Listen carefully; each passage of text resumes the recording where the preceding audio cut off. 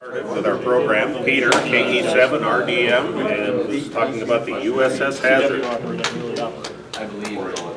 Good evening, everybody. Hi. Thank you all for coming and sticking around. My name is Peter Delier. For those of you who don't know me, I'm a club member. I've been for a few years now, although I'm not able to make every meeting because I spend a lot of time on the road with my job. One of the other things I do, however, in my free time is I'm one of the assistant curators of Freedom Park. Some of you have been there, some of you have not. For those of you who have been there and have seen my presentations in the past, some of this is going to be a little bit of repeat. For those of you who have not, hopefully you'll learn something new and we can get you excited about another opportunity for volunteering and operating and some other fun. So just to start off, what is Freedom Park? Well, Freedom Park is home to 2 warships and a number of other military artifacts here in the city of Omaha.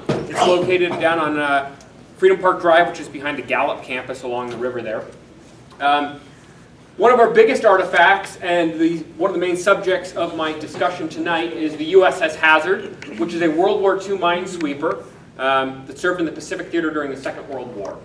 The reason we're going to be talking primarily about the Hazard tonight is, as some of you know, the club donated a substantial amount of money to procure original, historically accurate, and World War II equipment for the radio room, and will be the home for museum ships on the air, which we'll talk about a little bit later in the presentation. So the USS Hazard is a very small warship as they go. She is ocean-going, all steel construction. She was launched on the 21st of May, 1944, and was commissioned on the 21st of October, 1944. She's 184 feet and a half feet long, 33 feet wide, drafts about 10 to 12 feet, and weighs 900 tons combat loaded in terms of displacement. She had about 100 men on board, 8 officers, 6 to 8 chiefs, which are like your naval sergeants, and the rest were enlisted men. So what is a minesweeper? Well, as many of you probably picture, a mine is literally a metal device, typically, that these ships went after, that floats in the water and will make and destroy vessels either by magnetic resonance as another big ship passes over it, or through contact. This ship primarily was fighting against Japanese contact mines. And this was a very hazardous task because it actually involved sailing your vessel over enemy mine, which is part of the reason these ships were so small, so that they drafted less and would sit higher in the water. This little diagram is actually a 1940s vintage diagram sketch to show how it would work. So one of the business end of a minesweeper is off the back. What they would essentially do is pull a big cable behind the vessel in a Y-shaped pattern. That cable would be pulled underwater through these things called depressors, which you can see here. And on those cables were periodically these cutter units, which were basically a pointed solid block of metal with a shotgun shell in it and a tripwire. And when the cable of a sea mine got caught in there, it would set the tripwire off, trigger the mine, or cut that cable, and the mine would float to the surface. It's important to note that would not destroy the mine. What would eventually destroy the mine is the guy on the back with a rifle or with a 20mm mount, and they would just shoot them and they'd go boom. Unfortunately, as the war went on, they realized that was kind of a bad practice, and they shifted the way they did that a few times, because if you cut a mine, or if the mine got caught and then floated away underwater, which happened, well then it was even worse, because you just had this mine floating along that would blow up when it made contact with another vessel, which happened. 2 Admirable class minesweepers were destroyed during World War II from floating mines. So the armament. You got to remember, at the beginning of World War II, Britain was surviving strictly off of convoys. It was an island. And during World War I, Germany employed U-boats with a hugely detrimental effect, sinking a ton of enemy tonnage. And consequently, one of the big concerns of the U.S. Navy was convoy escort. As a result, even though it was a minesweeper, these vessels, because they were so small and were had relatively small crews and were considered dispensable, they were all armed to do convoy escorts. So in addition to the minesweeping winch and cable off the back, she carried one 3-inch cannon on the bow, 3-inch 50 caliber. It looks remarkably similar. Did anyone see the news the other day of that anti-tank round that Omaha bomb squad blew up a couple days ago? Yeah, they found like a 3-inch shell in somebody's basement that was still alive. So that fired off the bow. She carried 6 20mm machine gun mounts, 2 K guns, which are depth charge launchers that shoot off the sides to broaden the sweep, 2 depth charge racks off the bow, or off the stern, excuse me, a Hedgehog projector, which is all anti-submarine, by the way, and a number of 40mm automatic mounts, which are also known as pom-pom guns. They're the cranking mounts that cause black puffs to shoot down airplanes. During her service, which was relatively short, as we said, she was commissioned in 1944 in October. The war ended in 45. She served through 46, and that was the end. During that time, she destroyed 140 Japanese mines, is credited with shooting down 2 Japanese aircraft. However, if you read the crew's diaries, which were kept illegally, which we have on display down there, they all say like they shot down 10, but they were all parked in a harbor, so everyone's shooting in the air, so no one knows. But 2 confirmed shot down. She was hit with a torpedo. It did not explode, which is why we have a museum ship. Apparently, that's an interesting story that we have in the quartermaster's logs, which we have. I brought one last time I gave a presentation here. The torpedo hit right at the keel underneath the forward engine room. The crew down below heard a thunk. The guy ran up the stairs through the emergency escape hatch, and one of the old warrant officers looked at him and in not so polite terms said, "Get back to your station, we haven't been hit." Meanwhile, more torpedoes were sailing underneath her. She escorted numerous convoys between Pearl Harbor and the Pacific action stations and suffered no fatalities aboard, which is pretty remarkable given that she was served in Iwo Jima and in some of the other hotbeds of the war and off the coast of Japan. There was one major injury aboard when they were going through the famous typhoon, that known as Halsey's blunder. Guy on the wheel, the electric steering went out, and he was thrown across when a rogue wave hit the rudder, thrown across the deck and smashed into a bulkhead and cracked a bunch of ribs. One of the unique things that we have at the Hazard is this great history that's tangible. And part of that tangible history is realizing that men and really boys, to give you an idea, Captain Tibbles, commanding, was 26 years old when he took command. So that's me being the captain of a vessel. But part of that is, as these young guys, like kids today, take Facebook pictures and all this stuff. Well, back then, a lot of these guys were taking pictures, keeping diaries, which, by the way, was strictly forbidden. But it gives us this great pictorial history. And some of these are, what we're showing now, are actual historic color photos taken by one of the crew aboard the Hazard in early 46. So after the war, with some of her sister ships, which you can see sailing through the Panama Canal and off the coast of Japan. So after her service, she was brought back to Orange, Texas. So in Orange, Texas is the Atlantic Reserve Fleet, Orange. And that's where these pictures were taken.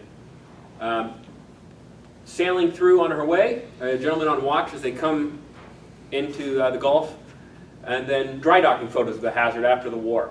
You can see up in this upper left photo the famous tally marks showing Japanese aircraft, number of mines destroyed, and then the invasion of Iwo Jima, or excuse me, Okinawa on there as well. And Hap, which is the name of the dog on board. You got to have some way to relieve stress. So they had this little dog that ran around. So in 1946, as I said, she returned to Orange, Texas. And these pictures are of different reserve fleets. The lower left corner is actually Orange, Texas. Down right is our current reserve fleet in Suisun Bay that still exists. Well, you can see we made this massive, incredible production quantity of these vessels during the war, turning them out in incredible quantities, especially considered to today's standard. And after the war, they were just laid up. They were no longer needed. Some were given to foreign navies, some were scrapped, some were later recalled to service, especially with Korea, and some are still sitting there in Suisun Bay, although the last World War II ship was removed 4 or 5 years ago. But what this did was gave us a great opportunity, because when things were a little less strict, it offered the opportunity for civilian sales, which leads to the early years of Freedom Park. We posted this on the Facebook page. This is a snippet in a newspaper in Texas for our very own USS Hazard for sale. So, although we don't know what the production cost is, from looking around at other vessels, we think it was about between $90 and $150 million to produce the Hazard. $51,000 and she can be yours. Great condition, 2 years of service on the engines. This is the actual bank auction for the Hazard for sale. It came with everything. Accommodations for 100 men, deck and cargo winches, boat equipment in excellent condition. And this is the way she was purchased. So a group of Omaha businessmen, came together. Some of them still exist. Vierager Electric was one of the big companies. One very important thing about this minesweeper here in Omaha is it was decommissioned intact with only one item removed, and that was the cable that they pulled the sonar thing with. That was removed. Everything else was left there. Everything, including stationery, dishes, rough notes. I mean, and I know you've had a wonderful time going through some of this stuff that you can see down there. It's an incredible thing. There are no other ships in the U.S. that were decommissioned intact like this one. Yeah. In terms of museum ships, she is the most intact combined museum ship in the continental U.S. The only one that is remarkably similar is the USS Slater in New York. However, her equipment is not original to that ship. Almost all of the equipment on board ours, we still have the logs with the serial numbers that match what's still there. So that equipment has not moved. A little bit of a differentiation. Two pieces, or really one piece of equipment was removed. When the ship was purchased, she came with the minesweeping winch. That was sold to cover the tug costs. The only item removed from the ship was the cryptology machine called a Sigaba. It was the equivalent of the German Enigma machine. It was a rotorized machine. They were not declassified until, I believe, early 90s, and were actually used up through the Vietnam conflict. There are currently only 4 in existence. One of whom is owned by the CIA, 2 are the National Cryptology Museum, and 1 is by the US Navy. And that's it.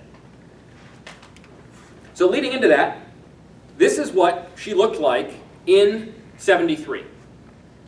So when they will, this upper left photo is in Orange, Texas, when they first showed up after they had won the bank auction. $51,000, they owned a boat, and they thought they would bring it back to Omaha, and that's what they walked up to. Needless to say, didn't look pretty on the outside, turned out to be great on the inside. The Navy went through a lot of effort to keep these vessels able to be recommissioned at a relatively quick speed. Dehumidification was of the top priority, and preservation was a top priority. We have all the logs once a week. A crew would walk through each of the ships in the reserve fleet and had a checklist. We have all those checklists. So we have record of all of these items that are in top-notch condition. They repainted her and sailed her up the Missouri. This upper right picture is of her coming up the Missouri River. There was a big party in the 70s, and all these folks rode her up from Orange, Texas. This lower left picture shows on the far left Curtis Tibbles. At the time, in the 70s, he was the CEO of the ship, riding her up. He lived in San Francisco. The mayor at the time, I believe, was Gene Leahy. Leahy. I was saying Daley, but that was Chicago. Leahy. And then I don't know who was on the right. I believe it was the governor at the time, but I got to check my record. It's on the back of the photo. And then in the lower right corner is the submarine having been dragged up, is the big ceremony for that.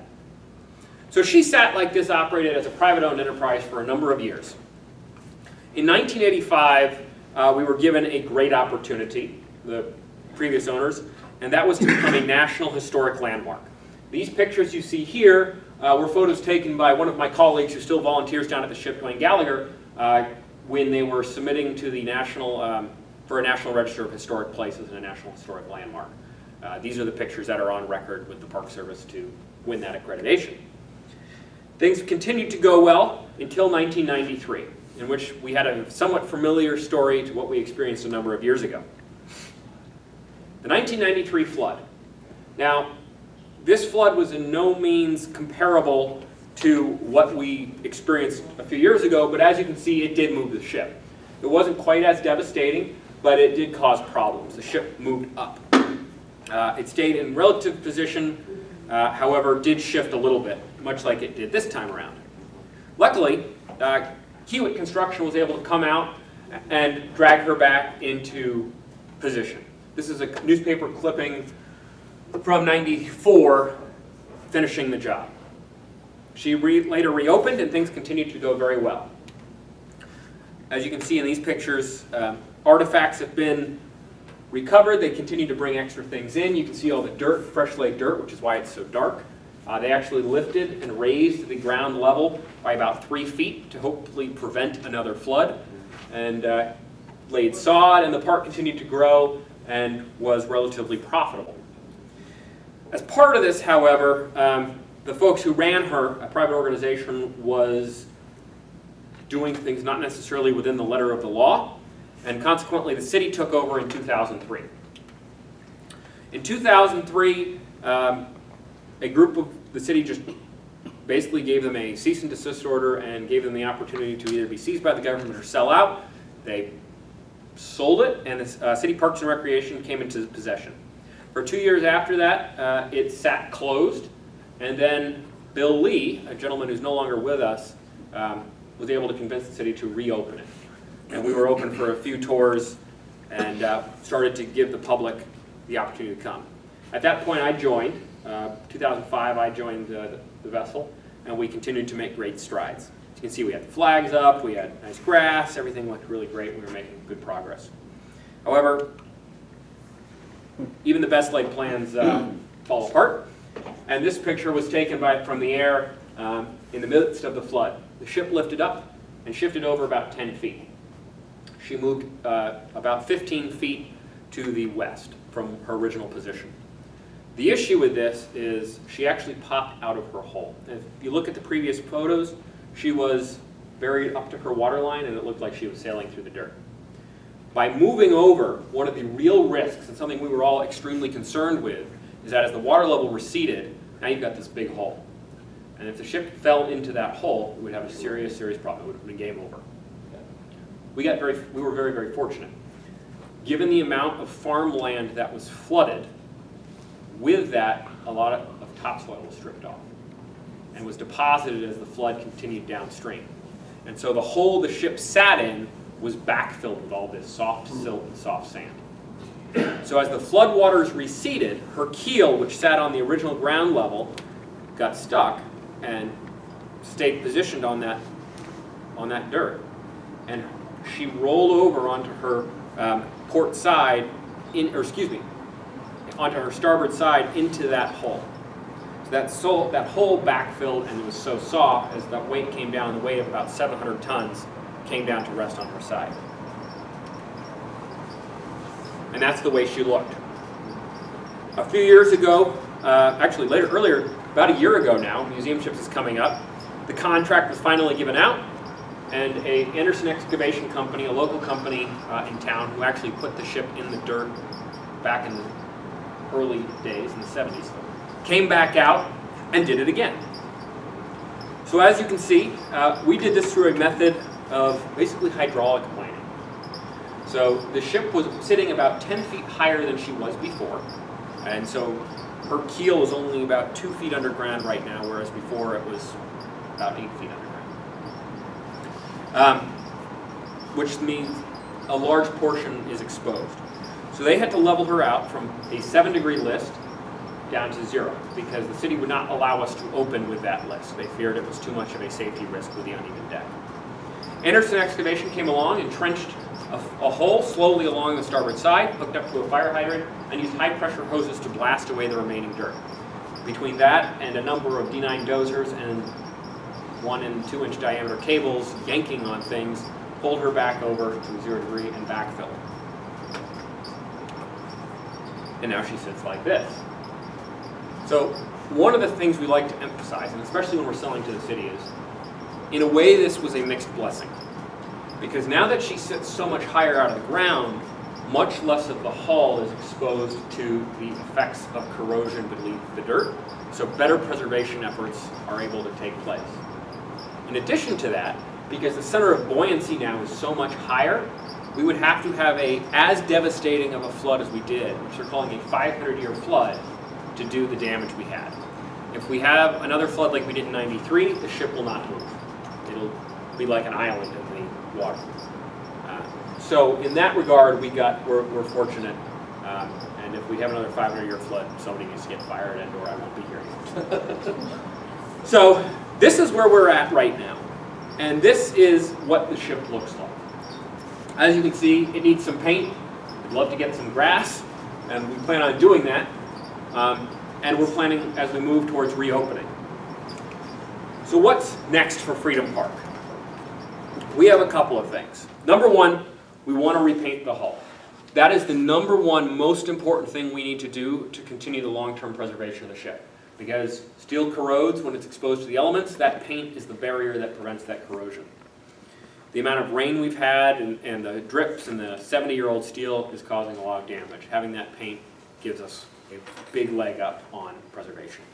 The next thing we want to do is lay sod for the park. For those of you who've been to the park in the summer, you know the grass that is more like a weed that's there will stick into your socks and will bother you the rest of the afternoon.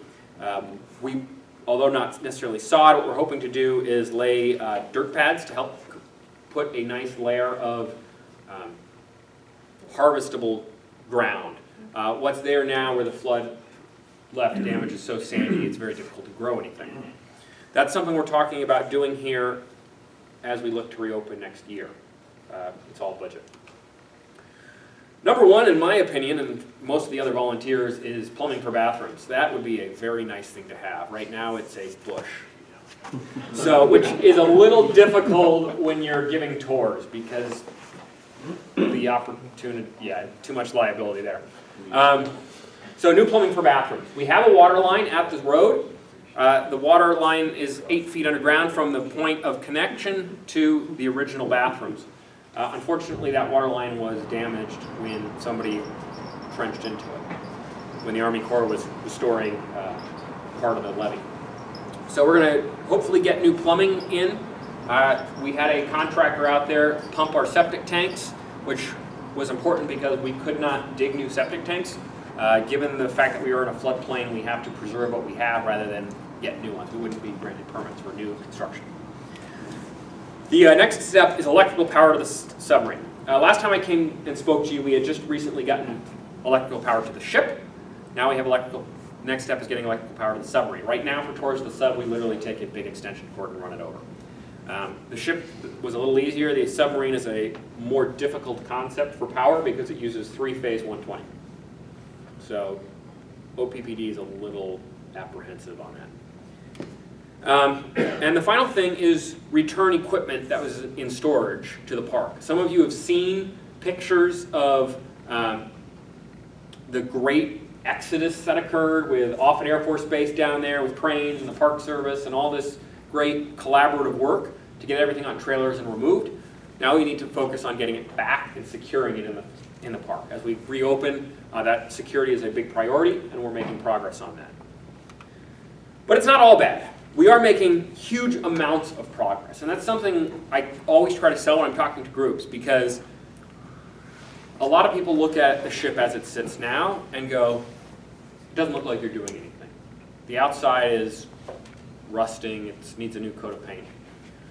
What I want to emphasize is look past that. We are making tremendous progress, and that is being recognized, especially on the inside.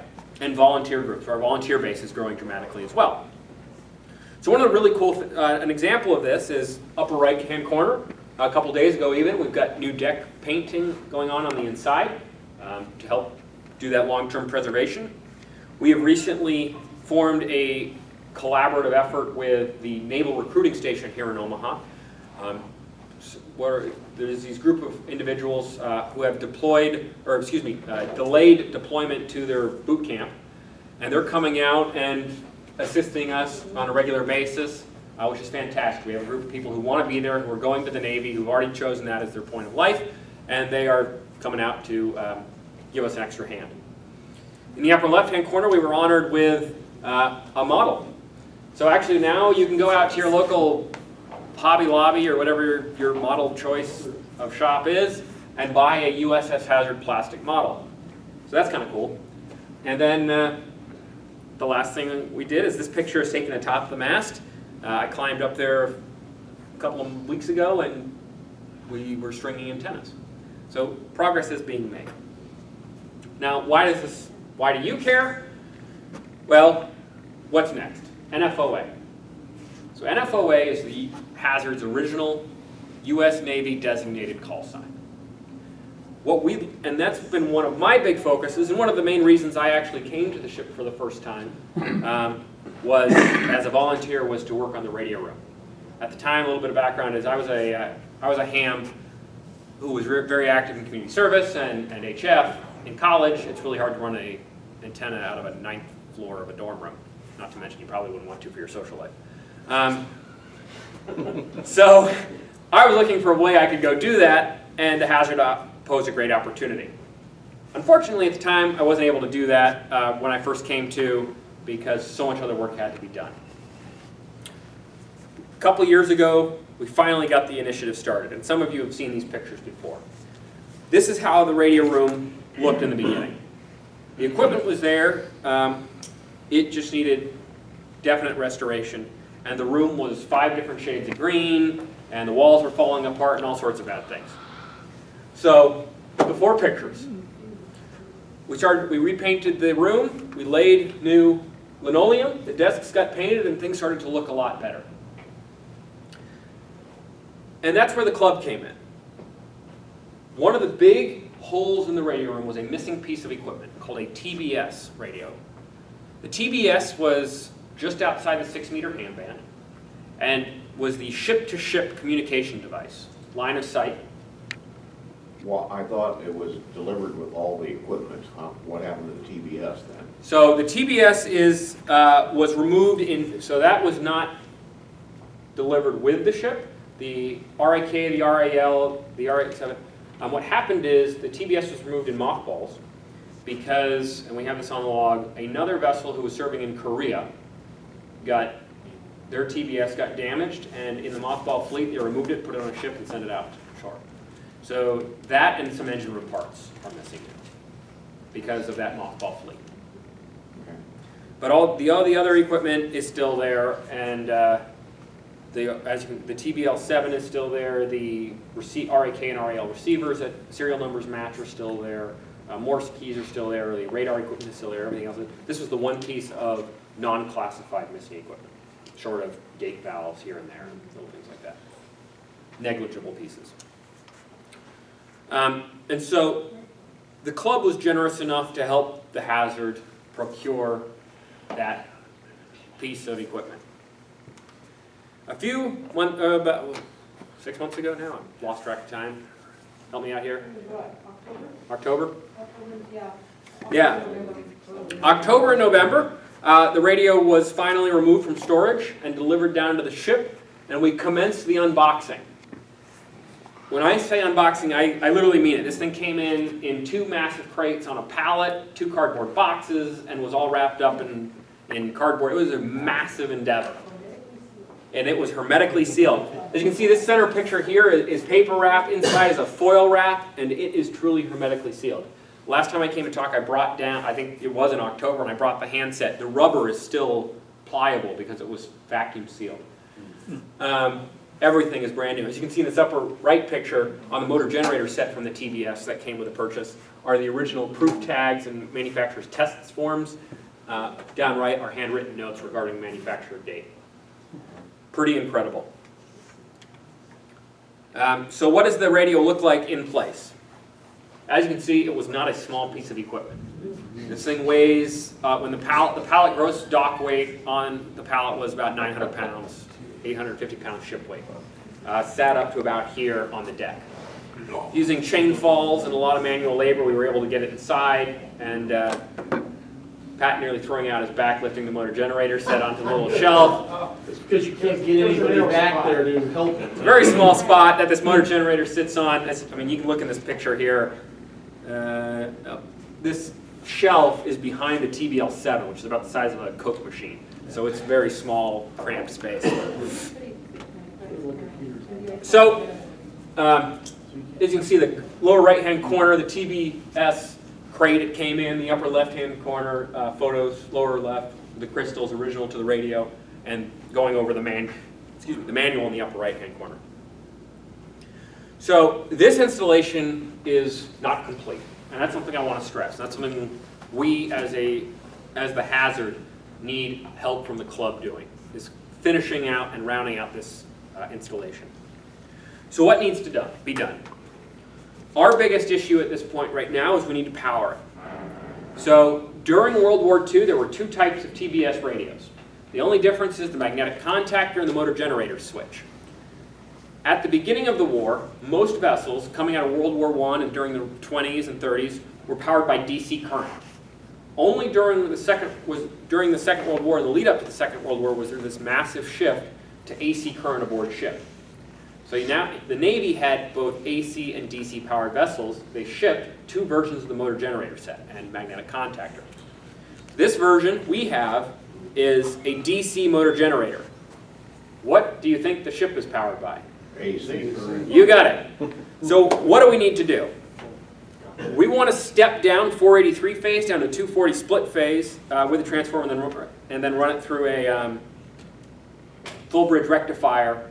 And that, we've done the calculations, we've had it checked by an electrical engineer with tube equipment into the motor generator set. The motor generator set will actually automatically articulate the RPM to deliver the correct current to the radio. The radio does not actually use 240 DC anywhere in the radio. All the current comes off the motor generator set. The only reason we need it is the magnetic contactor and the motor generator set itself.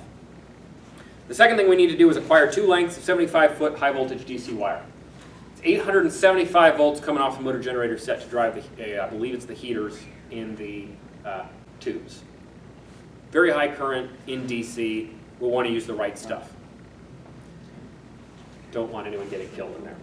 Do you remember what gauge wire they needed? Off the top of my head, no. I got it in a note in the manual. How about the current required? It's not very high current. It's 5 amps? I think about 4.5. We're talking about I like gotta go back and number check. 14 or 16 wire then, Yeah, it's Yeah. big. Put a 1,000-volt insulation on it. which runs about $2 a foot. Yeah. Which we can easily buy. It's not an issue, Yeah. it's just a matter of getting the people to do it. One of the big struggles we have with the ship is, as I talked about a little bit before, we get volunteer groups. But it's really hard to have a 17-year-old kid who's going off to the Navy, who just graduated high school, go run 75 feet of high voltage wire. I'd rather not have a 17-year-old kid stick his finger in a socket by accident. You only do it once. You only do it once. You learn I do real not want to make that phone call. No, I mean, you learn real quick that you don't do that. Yeah. So it's a matter of getting the right talent doing the right job. There's a lot of jobs to be done. It's about getting the right people doing the right things. Just like we wouldn't have some random guy climb the tower, we want to have it the right way. Same thing here. The last thing we need to do is align the crystals to run into the 6-meter AM ham band. Now this has been done. We're not inventing anything new here. We've been in contact with a number of hams at the Indianapolis War Museum in Indianapolis, Indiana, who have done this. Pretty easy to do. It's just a matter of putting a jumper on 2 of the coils and it'll come right into band without any issues. Is it now above or below 6-meter band? I believe it's below it. Well, you said it was below that. Yeah, it's just got to come up a little bit. Because, and it's all AM, so we want to make sure we are on the AM calling frequency as well. So even if it was in, we'd want to ship it to the right place. That's one thing. All the radio equipment during World War II is all AM, as you probably know.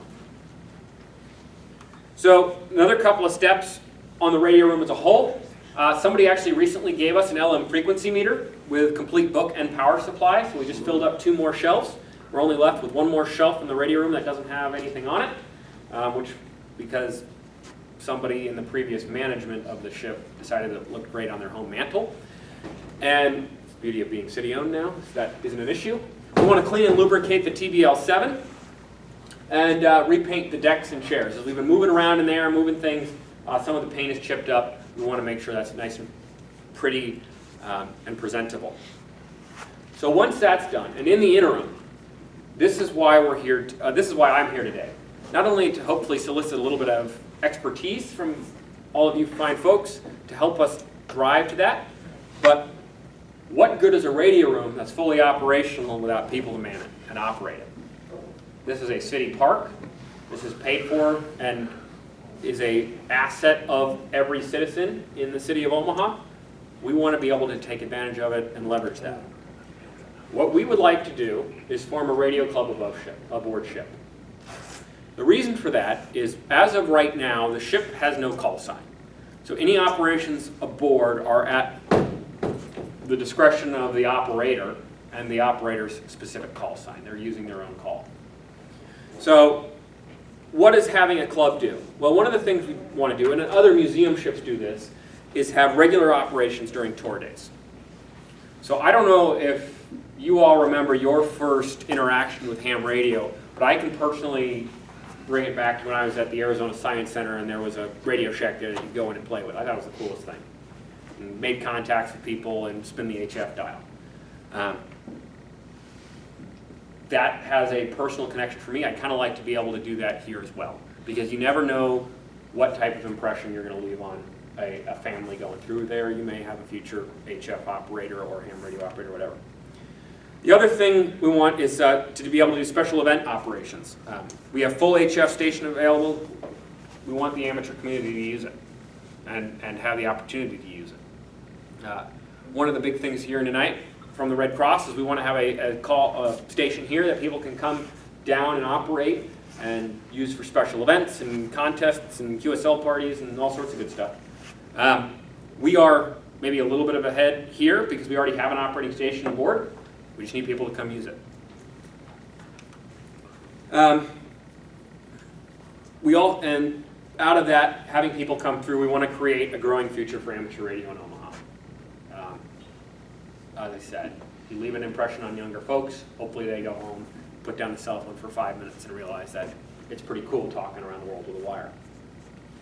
So in the intermediate future, that most of you probably wanted to talk about tonight, is Museum Ships on the Air.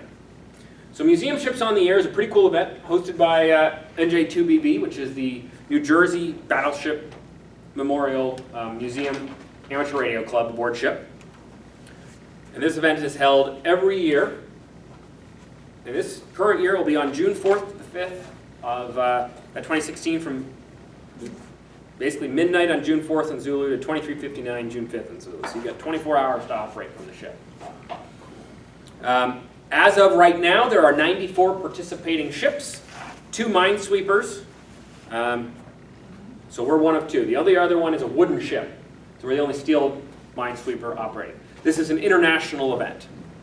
There's a number of submarines in Germany operating. There are some ships at sea that are operating, like the John W. Brown, which is a Liberty ship, which will be steaming at the time, will be operating. There's a bunch of really cool vessels operating, sailing around, and contact. So what do we want? We want to operate from the radio room or the deck of the USS Hazard, hopefully 2 stations if we can. One station is already set up there. We'd like to bring another one in so we can have another band and greater contact. This event is, as a museum ship, is all about you being the center of attention. People are trying to reach you. So it's a great opportunity to be how many of us have operated HF and been trying to get into that pile-up? You're the focal point of that pile-up. So it's kind of a different side, different opportunity, which is pretty cool. This is some pictures from last year at the event. As we said before, we were not able to operate on board the vessel because what you can't see in that picture is a number of bulldozers. You can kind of see one off the bow in that top left picture, yanking on the ship. But this year we've got power, we've got a radio room, great opportunity to come out and operate from the vessel. Any questions? It won't be once I put the air conditioner in His question was, is it very hot there? So what's cool about that is the radio room has a blower, an original blower that is operational. A little loud, you'd want headphones, but that makes a huge difference. It's actually pretty pleasant, but not as pleasant as running an air conditioner. So if he's bringing an air conditioner down, we're good. So date and time. Date and time. So museum ships will be on June 4th/5th. That's Saturday. Midnight, basically to midnight Zulu. Now, if we operate that long, probably not the whole 24 hours, just because of, it gets kind of creepy down there at midnight. So, we're looking probably early in the morning to a little bit later in the evening. And also, once nightfall comes along, most museum ships check out. Because most museum ships are true businesses, the event really dies off very quickly after about 7 or 8 o'clock. Because people start going home, the ships start closing, Yeah, things happen. it's from 7 p.m. to 7 p.m. local, Right, so. so I don't know. probably be like Saturday morning until 7. And no restrooms outside. That is as of right now, there are no restrooms. So if you do need to use a bathroom, you have a tree. Depending on your needs, we also have the lovely subway, which is a short 2-minute drive away, which is what we use quite frequently. Yes, sir. With all the big voyages, do you have a 12-volt supply there? Do you have to bring your own for your own radio if you drop one? So currently the radio aboard right now is it's got a power supply built in. We have a TS930S aboard with a wire antenna tuner, fully operational. It's hooked up on a 207-foot radial, or excuse me, 207-foot end-fed wire antenna, which is actually the original system through the original cupola. If you bring another radio, yes, you would need to bring a 12 or 13-volt power supply for that radio. And there is 110 volt outlets on the boat. There are 110-volt outlets. We have aboard, I will specify though, there are no ground lugs on the ship. This is 1940s. We have adapters to bring your 3-plug down to a 2. What was the original call sign again? NFOA. And F-0A is a gentleman in Minnesota. Yeah, I've looked. I wanted him to give it up. I've tried all sorts of combinations, and I'm like, well. We need to tell him that we're going to buy a call sign. So then we were looking at, okay, well, what about, so a lot of the museum ships can't get their original call signs. Plus, the other thing is NFOA or NF0A is not really recognizable. A lot of club calls go with something a little more directly relatable. So like the USS Slater, which I talked about a bit earlier, is WW2DE, World War II Destroyer Escort. Something like that. You can do WW2MS, which is not taken. So there are opportunities for... Hotel Zulu Delta.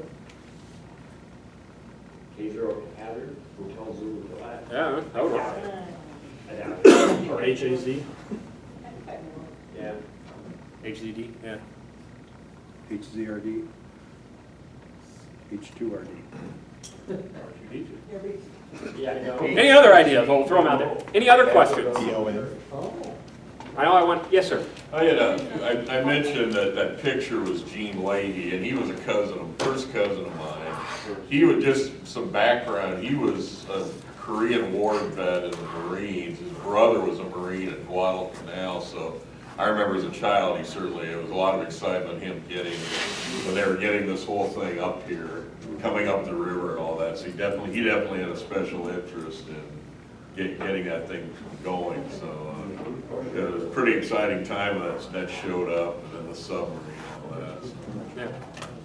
Submarine's still owned by the Navy, right? That is a point of discussion. So, yes and no. So, the issue is when the U.S. Navy originally started giving out museum ships, they maintained ownership. When many of these ships started to run out of money and had to be scrapped or taken out and sunk as targets, or whatever the case may be, the Navy changed its policy. The way they now give ships is the Navy actually gives away the vessel title with a clause that says they get to take it back and inspect it yearly. So it's interesting. We are inspected, and we don't really know who holds title. We don't know where we fall. And quite frankly, it doesn't really matter, because we do still get inspection, and we still can get away with just about anything we want to with it. What they want to make sure is you're not making it a public safety risk, and you're not making a bad name for the Navy. They don't want you to paint it purple or something. So, yeah, yellow submarine. There you go. Actually, so interesting. This year, our Navy inspection is the next day following museum ship. So that's Sunday. Gentleman has to go down there and let the Navy in. So that'll be interesting. They'll go through, check our battery bays and all sorts of good stuff like that. Make sure locks are on there, kids can't get hurt. The Marlin has an interesting history also, Yes. being one of only 2 ships of that class ever built. And they were based out of Guantanamo Bay, Cuba. What? And one of it may, The USS Marlin is a submarine. We didn't really talk about that today, but there's that small 19-man training submarine off the bow of the Hazard, port bow. She was a 19-man training submarine to train officers and enlisted men before actually deploying to fleet boats, and also mostly originally to test equipment and train destroyer crews at the height of the Cold War to hunt subs. So she fired wooden-tipped torpedoes, which are shorter than the standard torpedo, and also would act as a target for the destroyer crew. and they found the other one. Yeah.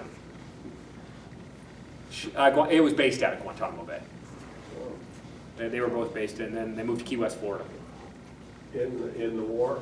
No, she was actually a post-World War II boat. She was built in the 50s by General Electric Boat Division and served through the 70s. So a relatively long service history compared to many of the World War II ships, but short by today's standard for Navy vessels. More importantly, what radios are on it? What radios are on it? So actually, there is a radio room aboard. It's basically enough to get one metal chair into. The size behind the TBL. Oh, my. Yeah, it's a little bigger, but not much. And there are 2 receivers. However, they're the old Collins gray HF receivers. We don't have the big one that actually works in the ham band. That boat was much more heavily stripped prior to coming up, because that equipment was still being used when they were decommissioning her. And they didn't have thousands of them sitting around. Any other questions? All right, well, I just want to throw out there, operators are welcome to come down to the ship, especially tomorrow. We'll be down there. We'll be open 10 to 3 for visitors. Gate will be open if you want to come and try your hand at operating from a 270-foot end-fed antenna. By all means, come on down. It's kind of fun. 207 feet end-fed antenna.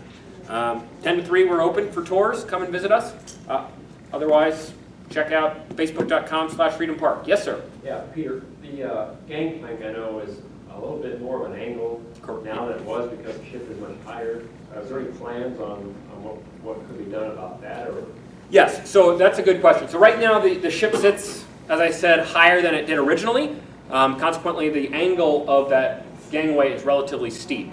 You're not getting up there by pushing yourself in a wheelchair. The city, as part of an agreement with a number of groups who've given charitable donations, is currently underway of bidding out and drawing up engineering drawings for an OSHA-approved gangplank, which will be a number of switchbacks with correct resting areas and a number of ways to get up there. So that is going to be improved. There will also be a regular set of stairs as part of that. And I understand it's the law, but once you get on board, they